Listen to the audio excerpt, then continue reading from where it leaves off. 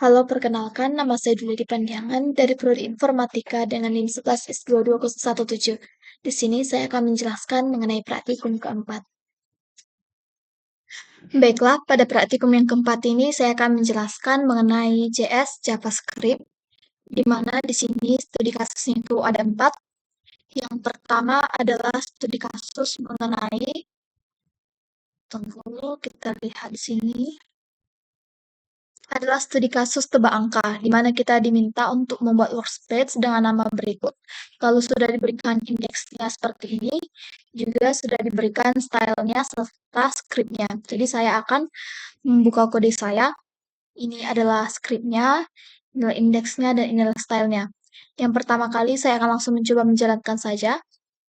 Saya akan go live. Nah, jadi ini adalah permainan tebak angka. Ini tadi adalah animasi. Saya akan buat lagi. Ini. Saya telah memilih antara angka 1 sampai 100, jadi misalkan saya menebaknya adalah 50. Terlalu rendah, coba lagi. Berarti saya akan menaikkan angkanya menjadi 75 misalkan. Terlalu rendah, oke saya akan buat menjadi 90. Maka ini terlalu tinggi, dan ini ada histori tebakan 1, tebakan 2, tebakan ketiga. Misalkan saya buatnya adalah 85. Tebak, terlalu tinggi. Saya buat lagi menjadi 80. Nah, selamat Anda menebak angka yang benar 80, jumlah tebakan 5. Jadi ini ada historinya 5 tebakan, dan di sini jumlah tebakannya 5. Oke, selanjutnya saya akan menjelaskan mengenai kodenya. Pertama, pada indeks HTML-nya, di sini pada title-nya adalah tebak angka, bisa kita lihat di sini adalah namanya tebak angka, di mana dia itu dalam bentuk paragraf. Saya telah membeli angka antara 1 sampai 100, coba tebak. Jadi bisa kita lihat tadi di sini adalah bentuk paragrafnya. Ya, kalau yang ini adalah heading, bisa kita lihat headingnya ada di atas. Nah, ini. Heading itu dalam bentuk ID game title, di mana dia adalah tebak angka juga. Lalu, ini dia dalam bentuk number yang akan di-guess, berarti akan ditebak. Jadi, kita akan diminta untuk masukkan tebakan Anda pada placeholder-nya. Nah, placeholder-nya tadi ada di sini. Oke.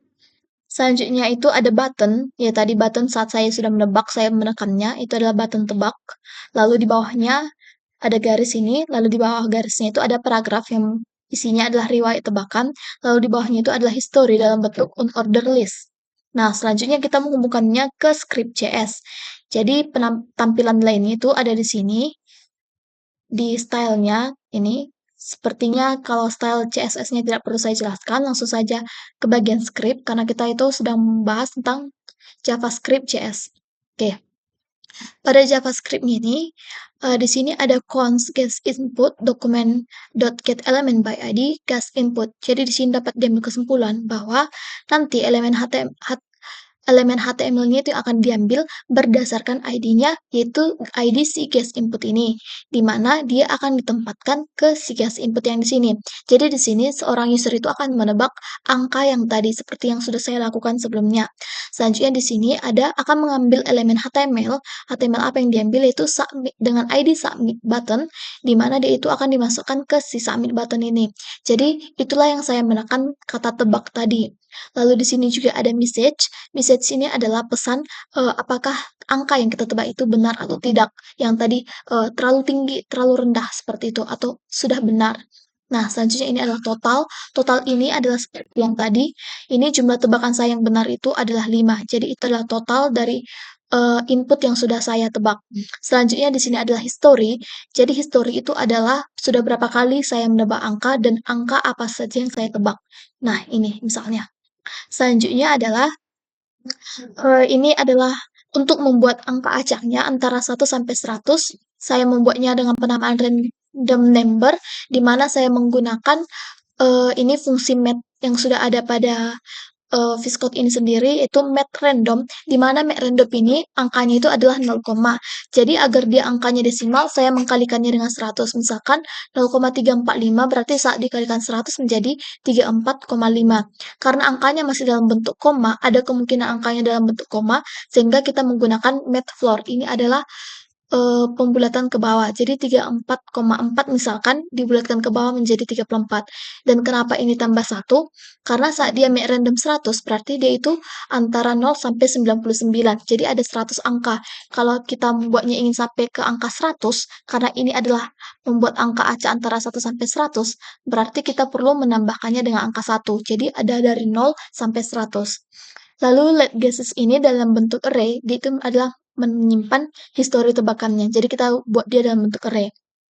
Untuk submit button ini sendiri adalah bentuk klik, itulah button yang sudah tadi saya jelaskan.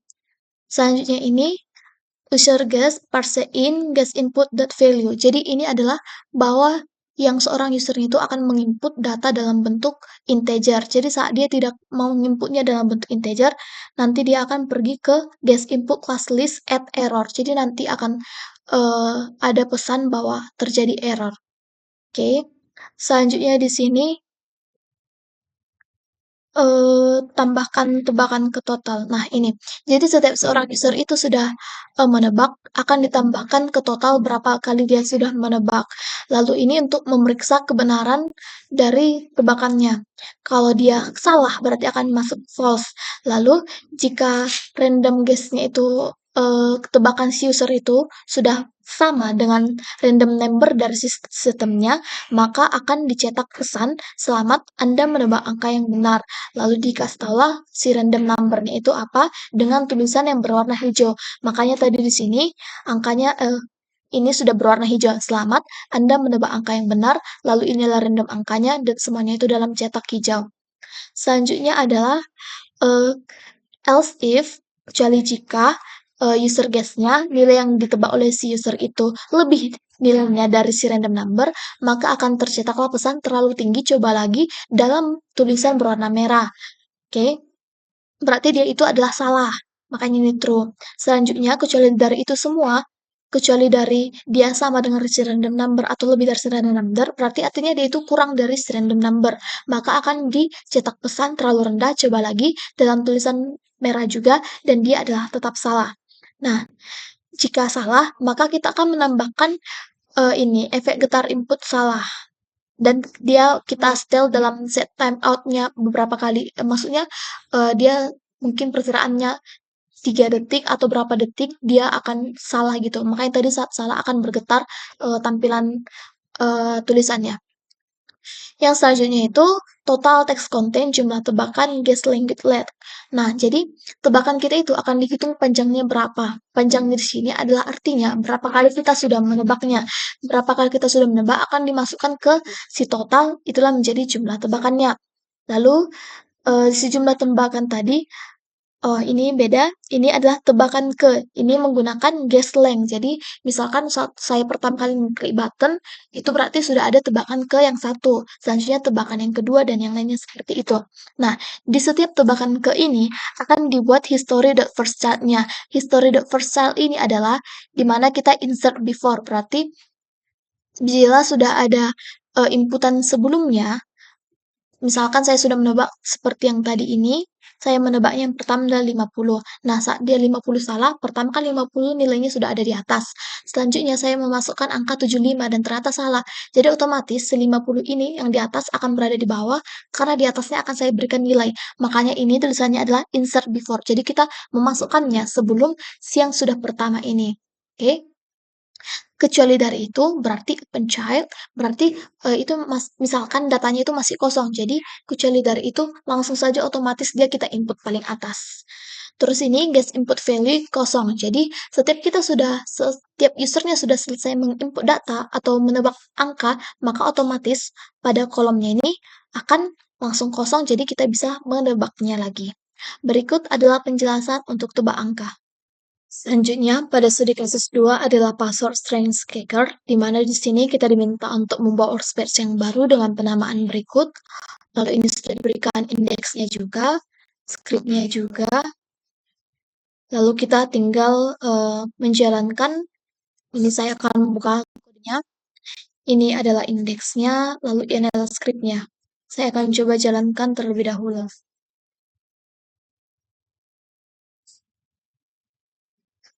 Inilah dia. Jadi di sini ada pengecek kekuatan password, ini password, di sini kita akan cek, ini ada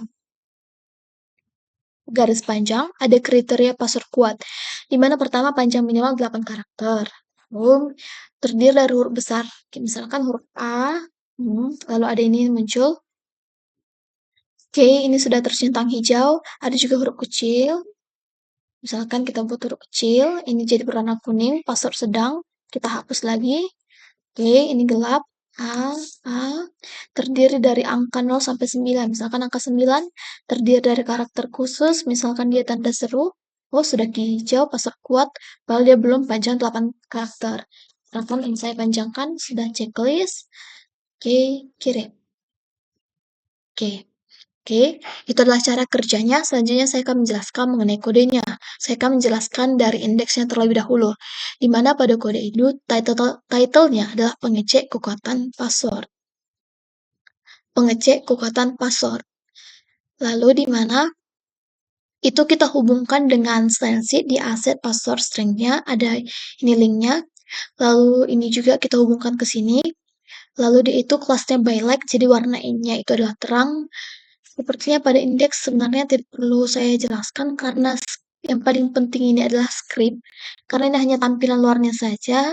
Ini seperti ada tadi tulisannya password, tipe si password itu dalam kolomnya adalah tipenya password. Dan jadi kita akan masukkan nilai passwordnya. Lalu ini barnya itu ukurannya berapa. Ada buttonnya itu button kiri. Lalu ini ada tulisan heading 3 kriteria password kuatnya apa. Ini dalam ada bentuk unorder list, di mana list pertama panjang minimal 8 karakter, ini tadi list yang ada di sebelah kanan, lalu ini dihubungkan ke script.js. Oke, kita akan lanjut ke script.js-nya. Yang pertama di sini ada function cek kekuatan password, di mana kita akan mengambil elemen HTML yang dengan ID-nya adalah password, lalu itu akan kita simpan ke si password. Jadi kita akan mengambil suatu value dari si usernya nanti. Lalu selanjutnya kita akan mengambil elemen HTML-nya dengan dengan ID string text, lalu kita simpan ke string text. Jadi ini adalah kekuatan dari teksnya itu sendiri. Lalu ini string bar-nya. String bar itu adalah ini yang berwarna ini. Oke. Selanjutnya adalah button submit. Button submit itu adalah kirim ini. Yang selanjutnya di sini ada button submit class list at denon. Jadi ini artinya si button submitnya itu akan kita sembunyikan. Jadi kenapa kita sembunyikan? Agar nanti saat kekuatannya sudah mencukupi, baru kita melanjutkannya. Selanjutnya ini ada untuk mengakses elemen kriterianya, di mana di sini kriteria yang pertama akan diambil min length, lalu kita masukkan ke dalam min length-nya. Jadi min length-nya untuk karakter yang 8 karakter secara yang pertama tadi. Yang selanjutnya adalah uppercase. Uppercase ini adalah jika dia adalah huruf besar, lowercase ini adalah saat dia berhuruf kecil, lalu number ini adalah angka dari 0 sampai 9 yang tadi, lalu spesial karakter ini adalah misalkan tadi seperti tadi adalah tanda seru. Selanjutnya di sini adalah untuk memeriksa kriteria kekuatan dari password itu sendiri dan memperbarui statusnya. Jadi bila kita lihat di sini, yang pertama itu adalah panjang minimal 8 karakter. Bisa kita lihat, jika panjang passwordnya itu lebih dari sama dengan 8, maka kuotanya akan bertambah atau sama dengan 25. Jadi, ini akan menjadi 25. Misalkan tadi kita cuma membuat ini A, jadi ini adalah 25. Ini misalkan 100, setengahnya ada 50 seperti ini, setengah dari 50 adalah ini. Nah, jadi ini adalah 25% tersebut. Oke, itu 25. Lalu, itu akan menjadi text success. Nah, text success ini maksudnya apa? Dia akan menambah warnanya. Jadi tadi dari warna yang tidak ada menjadi ada berwarna merah dengan tulisan password lemah. Jadi si min length class name text success ini adalah untuk warnanya. Selanjutnya ini adalah min length inner HTML. Jadi ini adalah untuk membuat panjangnya si bar itu tadi. Untuk si panjang minimal 8 karakter ini berarti itu adalah untuk si ini nanti. Ini kan masih merah dan ada tanda X-nya. Oke, else, nah, jadi nanti ini akan berwarna hijau juga, akan tercentang, maksud saya akan tercentang kalau sudah memenuhi. Nah, kecuali dari ini, berarti si min length-nya itu akan text danger. Text danger ini berarti warnanya akan tidak ada, warnanya akan merah, tidak ada. Lalu ini si panjangnya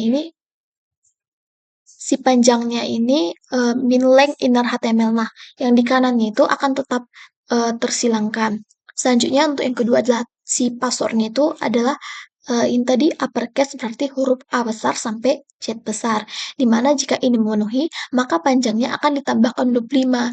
Jadi misalkan ini juga tadi, misalkan sudah ada huruf kecil, huruf besar kita tambah lagi, maka ditambahkan 25. 25 tambah 25 adalah 50 dan warnanya berubah. Jadi di sini teks suksesnya akan ditambahkan 25, berarti warnanya akan berubah juga menjadi warna kuning. Lalu uppercase inner HTML-nya ini, tulisannya terdiri dari huruf besar ini akan dicentang dan berubah warna menjadi hijau seperti ini. Selanjutnya, else, kecuali dari hal yang di atas tidak terpenuhi, maka dia akan dalam bentuk teks danger, tidak berubah warnanya menjadi lebih baik, jadi itu merah, kuning, dan hijau. Semakin ke arah hijau akan menjadi lebih bagus, teks success, ke merah menjadi teks danger. Selanjutnya, dan ininya akan tetap disilangkan terdiri dari huruf besarnya. Selanjutnya itu adalah untuk huruf kecil, jika dia juga memenuhi maka akan ditambahkan 25, lalu teks success berarti semakin sukses semakin hijau, lalu ini akan dicentangkan jika dia sudah memenuhi, kecuali dari itu dia akan ke arah yang sebelah kiri semakin merah atau kuning, dari kuning dulu ke merah, lalu tulisannya akan tetap tidak centang, masih salah. Lalu untuk angka juga sama, tambahnya juga 25. Lalu untuk ini adalah karakter khusus akan juga tambah 25. Nah, selanjutnya ini untuk memperbaharui progress bar. Nah, progress bar itu adalah si warna ini tadi. Jadi kan tadi sudah di atas sudah ditambah 25 masing-masing jika dia sudah memenuhi persyaratannya. Jadi si strength bar itu style width-nya itu strength-nya itu akan sesuai persennya. Nah, persen si 25 ini. Jadi semuanya itu akan dijumlahkan dan disesuaikan warna dan ukurannya selebar width itu kan lebar. Jadi selebar dengan persennya. Misalkan 25 lebarnya segini, 50 lebih lebar lagi. Seperti itu maksudnya. Oke. Selanjutnya di sini untuk mengatur teks dan kelas kekuatannya. Jadi saat kekuatannya itu sama dengan 0 atau tidak ada kekuatan, berarti pada konten itu akan kosong. Jadi misalkan ini adalah, nah, strength-nya itu 0, tidak ada yang terpenuhi dari kriteria password ini, maka si bar ini akan ya kosong, tidak ada nilai, tidak ada warna, tidak ada pesan yang diberikan. Nah, kecuali itu saat strength-nya itu kurang dari 50 itu berarti misalkan itu benar 1, jadi cuma 25%, maka akan muncullah teks password-nya lemah, lalu akan ada bar-nya itu dalam bentuk danger, berarti merah dengan tulisan password lemah. Misalkan kita buat, nah ini, ada 25 kurang dari 50, password lemah dan danger dalam warna merah.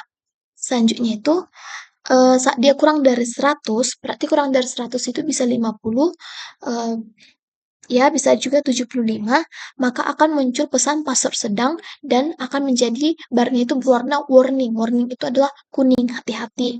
Misalkan ini, nah ini itu kan, nah jadi saat dia 50 dia juga berwarna kuning, saat dia 75 dia juga berwarna kuning karena dia masih sama-sama dalam rentan kurang dari 100. Nah ini kan sudah ada dicentang, itu adalah fungsi yang di atas tadi nih ya. Selanjutnya itu ini saat dia itu sudah password-nya kuat, maka dia akan warnanya itu akan menjadi sukses. Sukses itu adalah hijau dan lalu si Dinon ini, si button kirimnya itu akan di-remove, berarti akan muncullah buttonnya saat dia sudah sukses. Kita coba ya. Nah, akan muncul buttonnya, tidak akan disembunyikan lagi. Seperti itu. Nah, ini belum memenuhi kriteria 8 karakter, dia akan merah. Makanya untuk supaya berhijau, kita tambahin menjadi 8 karakter. Oke. Seperti itulah untuk penjelasan bagian password strength. Baiklah, selanjutnya pada studi kasus yang ketiga, saya akan menjelaskan mengenai laporan data karyawan. Kita diminta lagi untuk membawa workspace baru dengan nama seperti ini. Lalu sudah diberikan indeks HTML-nya, juga diberikan script JS-nya. Oke, kemudian saya akan membukanya di sini. Ini adalah kodenya. Akan saya coba langsung jalankan agar tampak hasilnya seperti bagaimana. Go live. Oh, activating extensions. Kita akan menunggu sebentar. Saya akan menjelaskan indeksnya sedikit. Jadi di sini akan ada title-nya menampilkan data karyawan dari JSON. Lalu ini akan dihubungkan ke link yang kedua link ini. Lalu di sini berarti dia akan warnanya adalah terang. Dalam bentuk kontainer ada row-nya. Lalu ada heading-nya besar nanti, daftar karyawan. Lalu akan ada tabel, nomor, nama, departemen, jabatan, gaji sebagai atasnya. Nah, seperti ini. Jadi ini adalah datanya, hasil dari RAM-nya ada 100 data. Tadi ini sudah saya jelaskan dalam bentuk tabel ada nomor, nama, departemen, jabatan, gaji, dan usia. Ini tadi heading 3-nya. Lalu ini ada dalam bentuk pie dan ada dalam bentuk chart. Ada ringkasan karyawan data departemen. Oke, akan saya buka lagi pada kodenya di sini. Ini tadi untuk atasnya, lalu ini diambil dari data karyawan, ringkasan karyawan pada departemen tadi sebelah kanannya, ini untuk chart-nya, lalu ini dihubungkan ke vendor chart-nya, lalu ada script JS. Saya akan menjelaskan pada bagian script JS-nya. Pada bagian script JS ini yang pertama adalah function format rupiah. Jadi di sini kita akan mengubah formatnya menjadi rupiah mata uang Indonesia. Yang pertama tentu saja kita akan menuliskan Rp sebagai bentuk rupiah. Lalu kita akan mengubahnya ke dalam bentuk string, angka. Jadi ini adalah format untuk rupiah itu sendiri dan di belakangnya akan kita tambahkan 20 sebagai contohnya 1000 berarti Rp 1.000,00. Inilah dia. Selanjutnya adalah function get random color. Jadi bila kita lihat di sini, ini random. Sebenarnya ini warnanya random. Jadi kalau saya close, saya matikan portnya, lalu saya jalankan lagi, maka akan berbeda lagi warnanya. Jadi itu karena kita menggunakan get random color, di mana kita itu warnanya adalah RGB, yaitu red, green, dan blue, di mana kita menggunakan fungsi make random. Lalu itu kita kalikan dengan 127, jadi lalu ditambah ke 128, 127, 128 berarti dari 128 ke 256 nanti, 255 ya, jadi itulah rentannya dan itu kodenya itu adalah untuk warna yang lebih cerah. Jadi nanti si red-nya ini adalah red yang cerah, agak pastel, green-nya juga, blue-nya juga. Lalu nanti nilai si random ini akan di-return-kan ke si RGB ini disatukan. Makanya dari di sini ada warnanya bagus seperti ini, lebih cerah tapi pastel. Selanjutnya di sini untuk menampilkan chart-nya itu sendiri ada label. Labelsnya ini adalah sumbu X-nya. Upsi. Nah, sumbu X-nya ini, lalu di mana dia itu sendiri ada datasetnya. Jadi, ini kan ada datanya finance, HR, IT, logistik. Jadi, yang mengikuti sumbu X itu itulah datasetnya. Selanjutnya ada background color-nya, ada ID elemennya, ada tipe chart-nya. Misalkan yang tadi saya tuju adalah tipe chart-nya adalah bar, lalu ada label data totalnya. Ini adalah tipenya tadi adalah chart. Oke, selanjutnya di sini kita akan mengambil elemen, kita akan mengambil elemen HTML-nya sesuai ID-nya itu ada ID-nya adalah ID elemen dan kita akan membuatnya dalam 2 dimensi. Makanya di sini ada konteksnya itu dalam 2 dimensi. Di mana nih chart kita itu, jadi tipe chart itu ada banyak. Misal ada bar, ada line, ada pie, ada donut. Lalu yang kita di sini adalah chart-nya adalah ini bar, lalu ini adalah pie. Oke, di mana akan ada labelnya dan datasetnya itu ini datasetnya dalam bentuk array kita buat, di mana ada label datanya, ada datasetnya, ada backgroundnya, ini warna border colornya. Nah, ini tadi kan sudah saya jelaskan. Lalu tipe chartnya ini ada yang pie, centernya kita buat N-nya just star, colornya kita buat black, fontnya itu adalah kita boldkan. Ini adalah hanya untuk tampilan pada chartnya, kita atur-aturnya. Ini lagi. Ini untuk memformat value-nya atau nilainya. Di mana jika tipe chart-nya itu bukanlah pie, maka kita akan membuat nilainya. Tapi jika tipe chart-nya itu adalah pie dan value-nya itu lebih dari sama dengan 5, maka kita akan mereturnkan value-nya itu dalam bentuk persen. Jadi bisa kita lihat di sini, saat dia bukan pie, langsung saja tidak tanpa persen. Tapi jika dia adalah bentuk pie, maka return value-nya dalam persen. Nah, ini persen dan ini 2,2 nilai di belakang titik atau di belakang koma itu karena di sini juga kita atur mana ya tadi? Diatur di sini juga itu, makanya ada dua di belakang koma. Oke, selanjutnya itu dalam chart data labelsnya kita buat dalam bentuk array. Selanjutnya di sini fetch aset data karyawan.json tuh. Jadi pada aset ini ada data dari si data karyawan itu dalam bentuk JSON. Jadi datanya itu akan kita ambil dan kita masukkan ke sini, lalu akan then maka akan ada responnya. Jika ada responnya, maka itu akan kita ubah dalam teks yang bisa dibaca di sini dan ditampilkan. Di mana data-datanya itu data karyawan akan kita ambil elemen HTML-nya yang dimana saat ID-nya itu adalah data karyawan akan kita ambilnya menjadi body-nya. Jadi akan kita tampilkan datanya di situ dan ini akan kita ubah dalam bentuknya JSON menjadi respon data yang JSON data. Lalu kita akan maaf ini kursornya ya. Lalu selanjutnya kita akan membuat data departemennya itu dalam suatu array, di mana untuk setiap item dalam array-nya itu kita akan menemukan dulu, si nama-namanya saat si namanya itu sesuai dengan si itemnya itu, ini saat dia lebih dari sama dengan 0 maka akan kita tuliskan 1. Jadi kalau dia sudah menemukan, nama departemennya yang sesuai, maka si total si karyawan dari si departemen itu akan kita tambahkan 1. Misalkan si A, nama departemennya sudah sesuai dengan departemen yang sudah memang ada, maka otomatis saat kita memasukkannya ke departemen itu, total dari karyawan departemen itu akan bertambah 1. Kecuali dari itu, berarti saat si karyawan itu tidak menemukan data departemen yang sama dengan miliknya, maka kita akan membentuk departemen yang baru sesuai dengan itemnya itu, lalu saat kita masukkannya, totalnya akan dihitung dari 1. Oke, seperti itu. Selanjutnya ini ada untuk menampilkan data pada tabel. Jadi untuk menampilkan data pada tabel yang kita sudah lihat tadi, tentunya kalau tabel itu kita membuatkan row-nya terlebih dahulu. Row itu kan adalah baris, di mana kita akan meng-create elemennya dalam bentuk tr. Lalu pada kan sudah row, lalu kita bentuklah kolomnya. Di mana kolomnya itu akan kita bentuk create element tadi, lalu kita masukkanlah item-itemnya itu sendiri.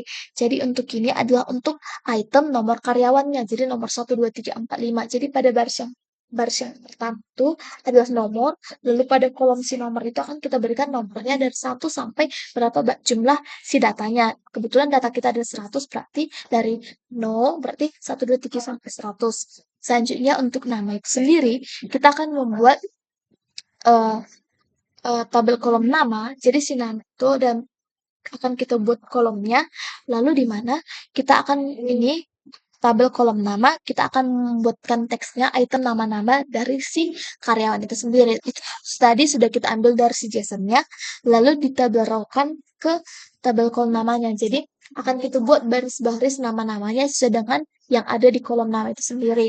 Untuk departemennya juga sama, kita akan meng-create untuk si departemen, kita buat kolomnya, lalu tiap barisnya akan kita buat si nama departemennya, jabatannya juga sama, gajinya juga sama, serta usia juga sama. Makanya di sini bisa kita lihat, ini nomornya itu adalah si baris tadi, lalu kita buat kolomnya ini ke bawah semuanya, lalu setiap barisnya itu kita isi nomor-nomornya sesuai dengan jumlah datanya. Itu juga sama untuk berlaku dengan yang lainnya. Selanjutnya di sini kita akan mengurutkannya berdasarkan nama. Jadi bisa kita lihat di sini datanya itu terurutkan secara nama F, H, I, L, M, P. Nah, seperti itu. Jadi kenapa bisa terurut berdasarkan nama? Karena kita menggunakan fungsi sort, di mana dia mengsorting atau mengurutkan dari A terlebih dahulu, lalu lanjut ke B. Berarti dari huruf yang lebih kecil terlebih dahulu, lalu ke huruf yang lebih besar. Misalkan, jika A nama kurang dari B nama, berarti huruf A itu kan lebih dulu daripada huruf B. Jadi, misalkan berjumpa dengan huruf yang lebih dulu, maka kita akan return negatif 1. Berarti dia akan ke posisi sebelum si nama itu, berarti lebih awal. Lalu kemudian jika si A namanya itu lebih besar daripada si B nama, jika si nama yang pertama itu ternyata dia ukurannya lebih besar atau hurufnya misalnya dikejet padahal yang di sebelahnya ada huruf B, berarti kita returnkan 1. Berarti kita buat di sebelah ke depannya, berarti ada di urutan lebih bawah. Selanjutnya return 0 ini kalau mereka sama nilainya. Selanjutnya ada hitung presentasi. Jadi di sini ada total datanya, kita ambil dari JSON itu, kita ambillah panjang datanya itu, di mana ini item data departemennya, akan kita hitung presentasinya menggunakan ya perhitungannya, ya tentu saja presentasi itu adalah si total itemnya ke per total datanya dikali 100, karena dia ada 100%. Jadi inilah tadi untuk mengapa dia presentasinya dalam di belakang koma itu adalah 2. Misalkan ada 4,573, maka akan dibuat jadi 457 karena di sini tuh fix ada 2. Makanya di sini bisa kita lihat tadi ada 2 di belakang koma. Selanjutnya di sini untuk background color-nya, ini juga menggunakan get random color, labelnya juga ada, data totalnya juga ada dari item-item totalnya kita ambilkan. Lalu ini untuk menampilkan chart-nya, ya sama seperti sudah saya jelaskan, ada labelnya, ada data totalnya, ada background-nya. Ini sesuai labelnya kita berikan chart 1, ada jumlah karyawannya juga tulisannya, ada bar-nya. Ini juga data persennya kita masukkan ke dalam presentasi. Jadi nanti dalam presentasi. Nah, ini juga sama. Ini untuk si pie, ini untuk si bar. Jadi yang di atas itu adalah bar untuk jumlah karyawan. Ini adalah bar untuk jumlah karyawan. Lalu ini pie. Yang di bawah adalah pie. Oke. Lalu bila error akan ada pesan errornya, konsol error. Ini berikut adalah untuk laporan karyawan. Yang berikutnya studi kasus yang terakhir adalah melengkapi laporan data karyawan.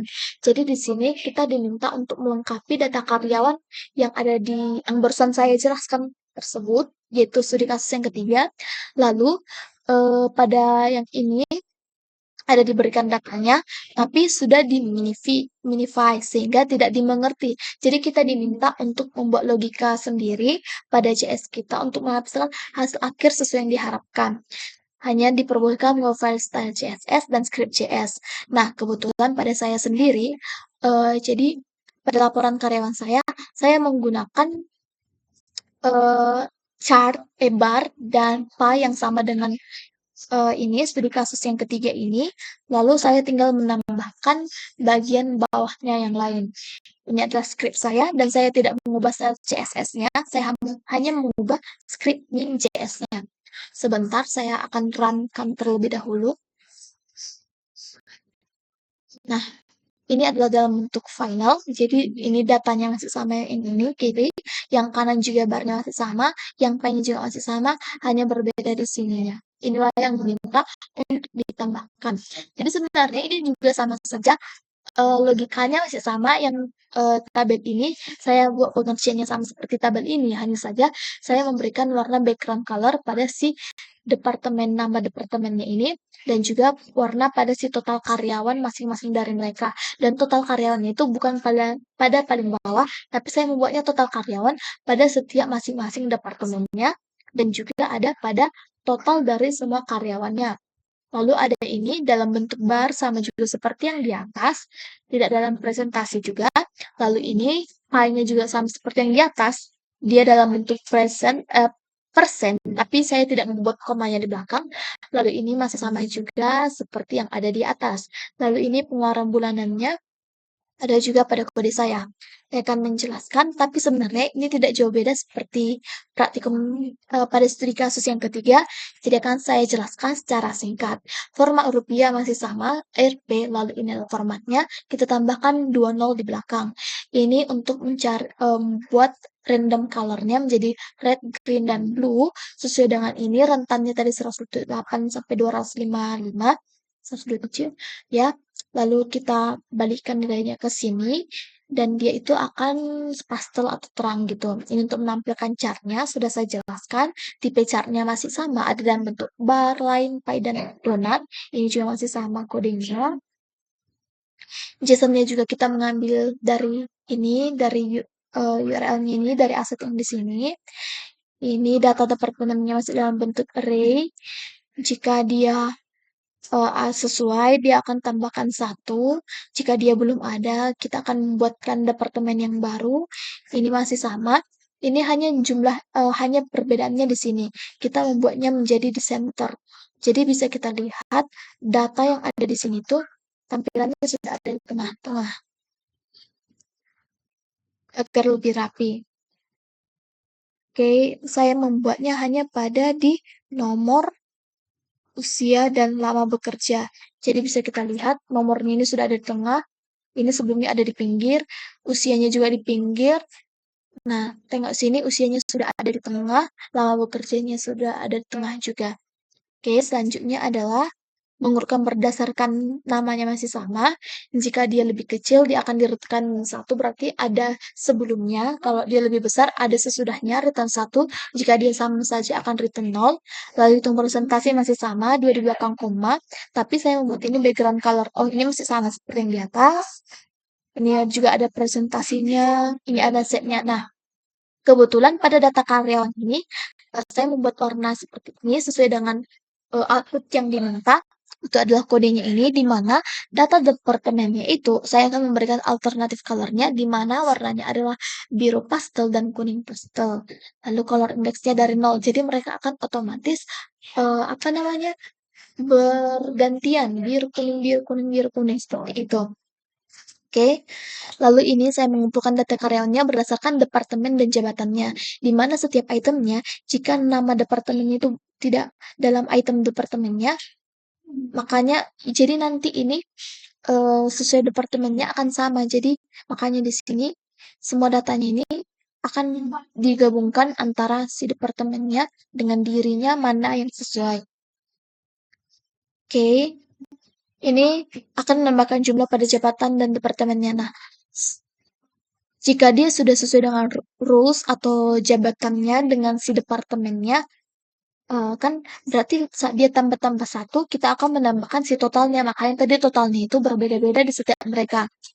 Ada setiap departemennya. Lalu kebetulan nama departemen itu harus kita sorted lagi agar ascending juga. Ascending berarti dari huruf A ke huruf Z.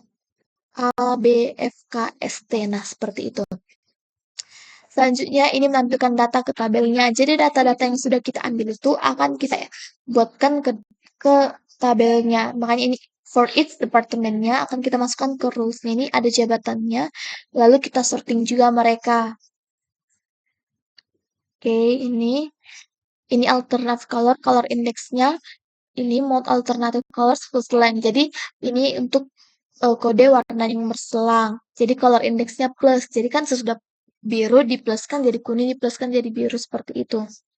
Ini untuk setiap jabatannya akan kita buat TR atau row-nya, akan kita buat barisnya lagi. Ini menampilkan data departemen di baris pertamanya. Jadi untuk menampilkannya kita create lah elemen TD-nya. Jadi ada di sini kita buatlah row span. Jadi row span berarti row-nya itu kita ikat menjadi satu. Satu baris untuk total karyawan departemen. Ini untuk background-nya. Oke, ini untuk menampilkan jabatannya. Ya sama saja seperti tadi, kita create lah elemennya, lalu kita ambil si jabatannya dalam bentuk teks kontennya, lalu kita buatlah nilainya di situ. Ini untuk perjabatannya sama saja. Oke. Lalu kita berikan background color-nya untuk si total karyawan. Makanya bila kita lihat di sini, si total karyawan itu memiliki warna yang sama dengan yang ada di atas ini. Karena di sini. Jadi, si total yang pertama itu si total karyawannya warnanya ini kita open color dengan total kolom 1. Lalu sama juga untuk si kolom 2-nya. Lalu sesudah ada total per departemen, ada juga total untuk semua karyawannya. Di mana sama seperti si departemen, hanya saja kita buat dari paling kirinya. Sehingga itu ada total semua karyawannya. Kita ambil, lalu ini cost spend-nya 2. Kenapa 2? Karena di sini dia itu adalah 2. Nah, makanya di sini 1, 2 kita spend-kan menjadi satu baris dia untuk dirinya sendiri. Ini untuk data error-nya, ini untuk responnya untuk mengambil data JSON-nya dan direspon-kan. Ini untuk usia karyawannya karena sebelumnya belum item usianya kita ambilkan dari si JSON datanya kita simpan ke dalam usia karyawan. Ini untuk mengurutkan usianya juga sama menggunakan sorting. Lalu, oke, ini usia jika sama dengan usia dot length berarti untuk menghitung jumlah setiap usianya length di sini untuk jumlah usianya, lalu ini untuk warnanya, ini untuk chartnya sama saja, chart usianya, jumlah karya untuk usianya. Nah, ini untuk ringkasan berdasarkan data lama kerja. Jadi kan sebelumnya belum ada data lama kerja, jadi kita tambahkan dalam bentuk array juga. Jadi kita ambilkan datanya dari si JSON dan kita buat seperti ini. Jika dia sama atau sudah ada data lama kerjanya sesuai dengan si yang kita temukan, maka akan ditambahkanlah nilainya itu 1. Tapi bila belum ada, maka kita akan membuat dia lama bekerja yang baru dan akan dihitung dari 1. Oke, ini sama saja mengurutkan namanya berdasarkan ascending juga, presentasinya masih sama, 2 di belakang koma. Ini ada chartnya seperti inilah untuk warnanya, labelnya, dan datanya. Ini untuk chart, jadi sudah saya jelaskan di sini. Ini untuk chart karya departemen. Jadi isinya masih sama saja. Yang pertama dalam bentuk bar, ada pie lagi, kita ambil lagi datanya, kita sortingkan lagi, kita buat rupiahnya lagi, kita buat dalam bentuk chart, bar, lalu ada pie lagi. Jadi sebenarnya itu sama saja, hanya ya kalau saya ingin membuat bar yang baru, saya buat lagi bar pie, dan lainnya sebagainya. Sekiranya ini yang bisa saya jelaskan mengenai praktikum keempat ini. Em, ini sudah saya buat, sudah saya jelaskan sebisa saya. Jika ada suara yang tidak kondusif, mohon dimaklumi. Jika ada salah kata, mohon dimaafkan. Terima kasih.